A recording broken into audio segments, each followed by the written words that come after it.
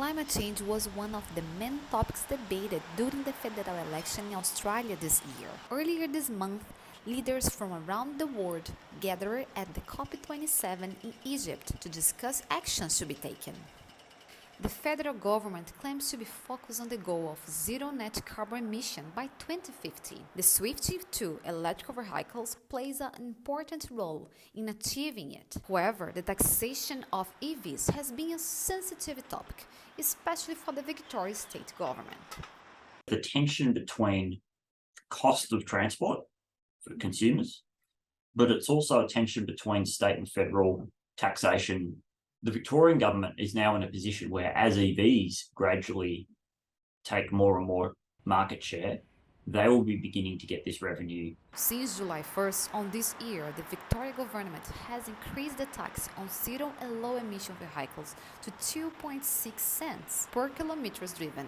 The Australian Electric Vehicles Association Victorian understands that the priority must be to create incentives to increase the numbers of EV users, and believes the implementation of a tax will drive the potential users in the opposite direction.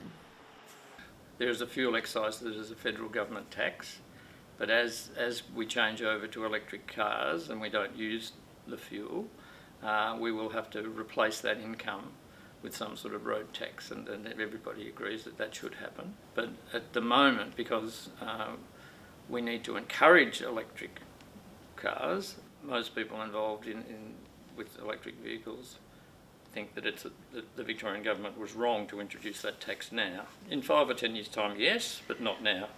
And it needs to be uniform throughout Australia. It would be silly to have a different tax. It needs to be a uniform policy.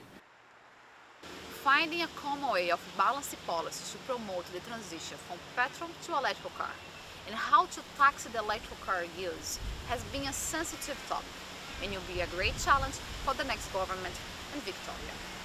The reality is, if we want to get to net zero by 2050 or earlier, or even 50% reduction by 2030, which the state's committed to, we need a vastly better public transport system.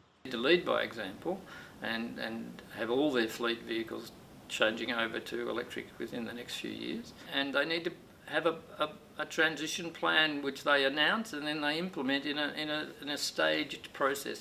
Alana Ferreira, MOJO News.